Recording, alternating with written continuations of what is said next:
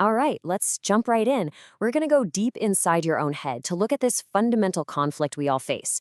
The one between what you feel like doing and what you know you should be doing. It really is a constant power struggle between two captains, and they're both trying to steer your ship. I mean, have you ever had one of those days where maybe a small comment from someone just sends you spiraling? Or you get so ridiculously angry at someone who cuts you off in traffic that it just ruins your entire afternoon? Or maybe you just can't focus to save your life. You fall for every little distraction. If you've ever felt like your reactions are in charge and not you, you are definitely not alone. Okay, so let's really get into this. To understand what's happening, we need to meet the two captains of your brain. And I want you to think of them like they're on a seesaw, right? When one of them is way up in total control, the other one is way down and has almost no say. And this isn't just a once-in-a-while thing. This is happening inside your head every single moment of the day. So let's meet the team. On one side, you've got your limbic system. We'll call it the reactor. This is the ancient, emotional, gut-feeling part of your brain. It's all about spotting threats, reacting with anger or fear. Heck, it's even why we say we fall in love. It's a reaction, not a logical choice. Then, on the other side, you have your prefrontal cortex, your CEO. This is your hub for logic, for planning, for emotional control. Now here's the kicker. When your reactor is firing on all cylinders, your CEO is completely offline. And that right there is why so many people feel stuck. I mean, they have all this amazing potential, but because their emotional reactor is constantly being triggered by stress, by work, by life, their logical CEO never really gets a chance to take the controls. They're just living in this constant state of reaction instead of intentional action. So is that it then? Are some of us just doomed to be run by our emotions? Well, not at all. Actually, we're about to bust a huge myth that so many of us believe about our own brains. We've all heard this, right? Maybe we've even said it ourselves. It's so easy to just blame our genes or our childhood or our family for why we are the way we are. It's a really convenient story that kind of lets us off the hook. But what if that story, what if that excuse wasn't actually true?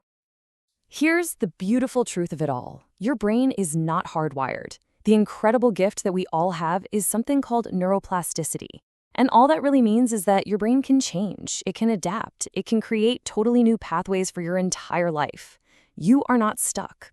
The day you decide to change is the day your brain is ready to get to work right alongside you.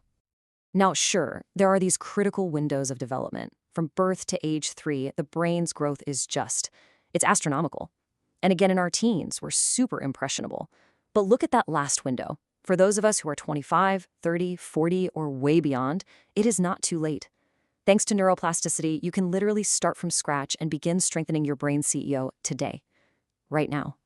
So how do we do it? Where in the world do we start? Well, the very first stage, before any change can ever happen, is just plain awareness. You have to be able to see clearly which captain is steering your ship as you go about your day. And the best way to build this awareness muscle is by doing what we'll call a daily audit. This just means taking a moment a few times a day to check in and observe your inner world. Look at your emotions, your automatic responses, how you feel in your relationships or at work. This simple act of observation, it's like turning on the lights in a dark room. For the first time, you'll see with total clarity just how often your emotional reactor is really in control. Okay, so once you're aware, once you can see what's happening, it's time for action. This isn't about just wishing you had a calmer brain, it's about actively training it, just like you'd train a muscle at the gym. I absolutely love this analogy. You can't just stare at your arm and hope a bicep magically appears. You have to do the curls. You have to put in the work. It is the exact same principle for building a strong prefrontal cortex. You got to do the mental reps to build that calm, balanced, and controlled response you're looking for. So what are these mental reps? Well, they really fall into 3 core workouts. We're going to start from the inside out. First, training our brainwaves for calm. Then, shaping the world around us. And finally, dropping the habits that are actively working against us. Let's start with the simplest workout. And I mean it, this is so simple. Just sitting quietly with your eyes closed for 1 minute. That's it. That 1 minute starts to build the brainwaves you need for calm. To go a little deeper, you can try meditation or even listen to specific kinds of music that promote creativity. It's all about intentionally carving out these little pockets of peace.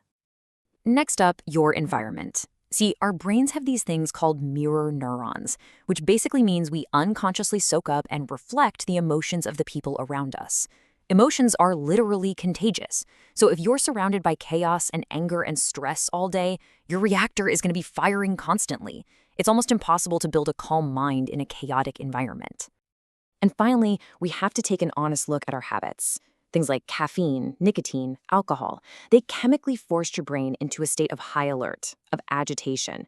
You simply cannot expect to build a calm, focused mind if you are constantly feeding it substances that do the exact opposite. You can't hold on to a block of ice and then complain that your hand is cold. At some point, you just have to let go of the ice. So, you see, the power is truly in your hands. You are not defined by your past programming.